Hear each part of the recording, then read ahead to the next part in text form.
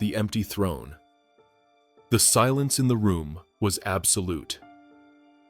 On March 24th, 1603, Elizabeth I, the Virgin Queen who had ruled England for 45 years, was dying. Her counselors gathered, their faces tight with an anxiety they dared not speak aloud. For decades, the most powerful woman in Europe had refused to answer the single most important question: who would follow her? Now, with her final breath, that question became a crisis. The Tudor dynasty, which had defined England for over a century, was ending, and the throne was empty. The council moved with desperate speed. Within hours, a proclamation was drafted, declaring that James VI of Scotland would ascend by undoubted right. But that phrase was a masterpiece of political fiction. There was nothing undoubted about it. The reality was a kingdom holding its breath, terrified of the power vacuum that had just been created. The smooth transition we imagine was, at that moment, anything but certain. Myth 1. The strongest legal claim.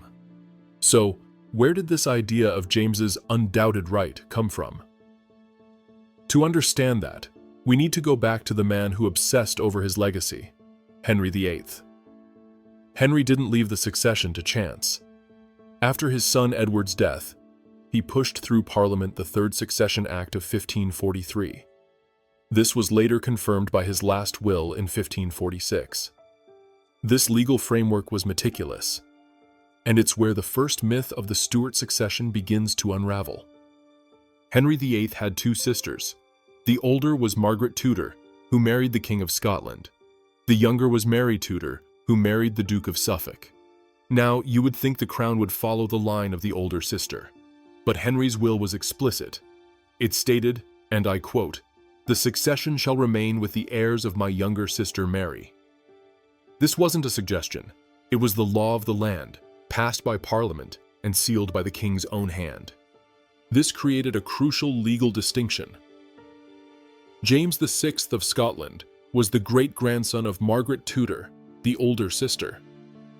But according to Henry's own framework, the stronger legal claim belonged to the descendants of the younger sister Mary. This was the Suffolk line, the Grey family.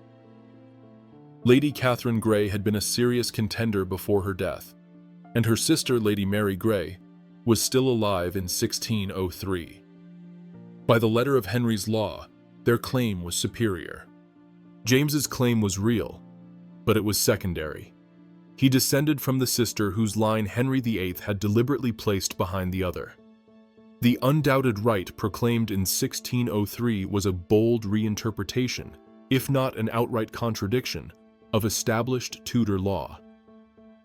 So if the legal paperwork didn't guarantee James the throne, what did? The answer lies not in statutes, but in the calculated silence of the last Tudor monarch. Myth 2. The orderly Tudor handover. We often picture the Tudor era as a period of strong, centralized control, culminating in a neat handover of power. This is the second myth.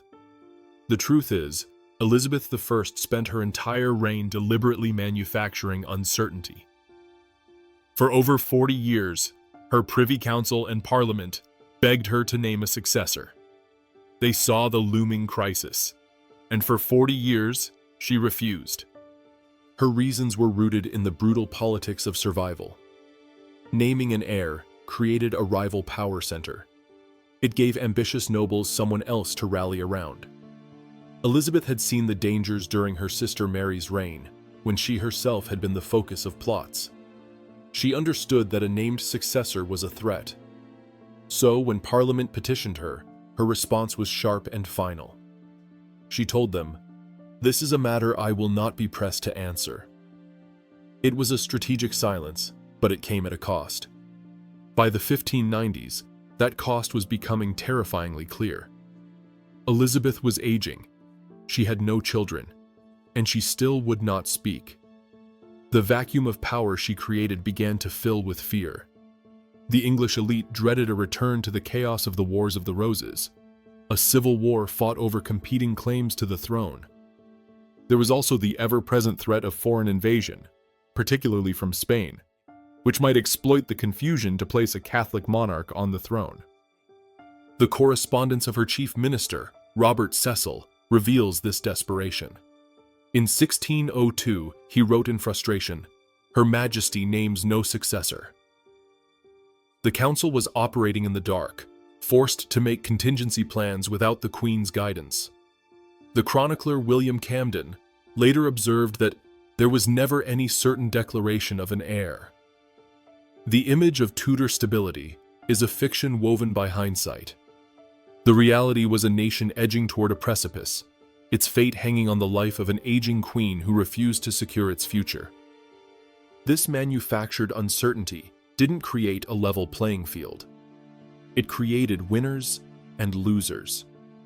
It meant that when Elizabeth finally died, the decision wouldn't be made by law alone, but by a swift political calculation.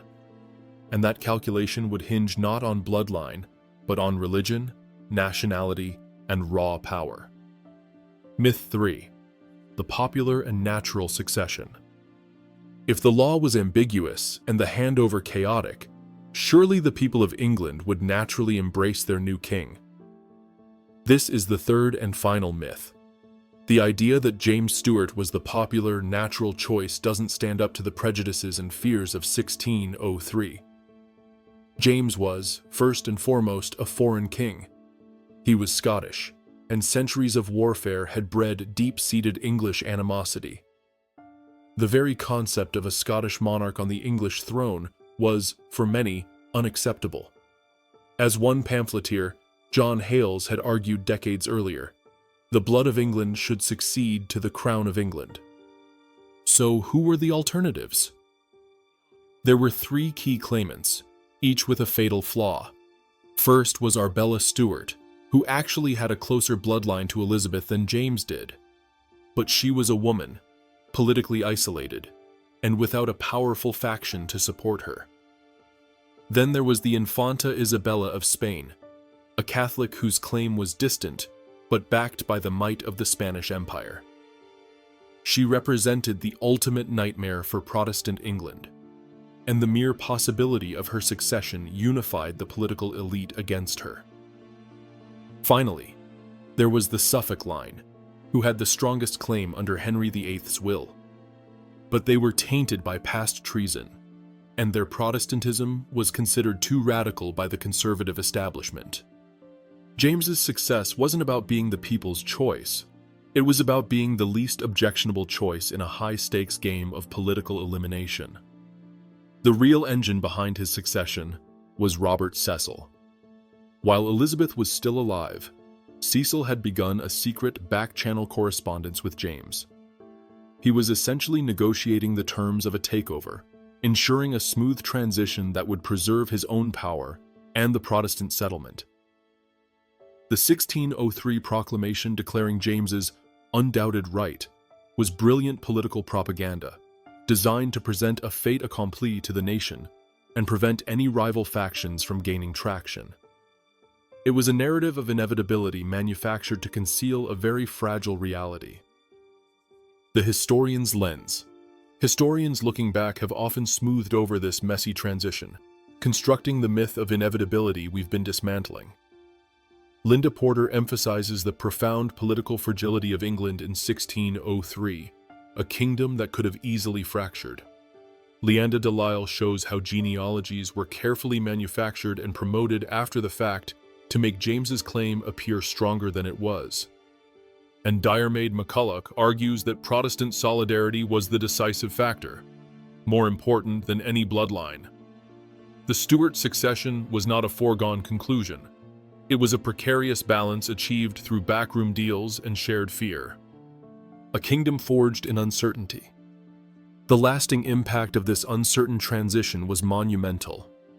It created the United Kingdom by uniting the English and Scottish crowns, but it also set the stage for the constitutional and religious conflicts that would lead to civil war within 40 years. The real story of political maneuvering, manufactured legitimacy, and averted disaster is far more compelling than the tidy myth. It shows us that history is made not by inevitability, but by the choices of people navigating moments of extreme fragility. If you want to explore more history that challenges what you think you know, subscribe for our next deep dive.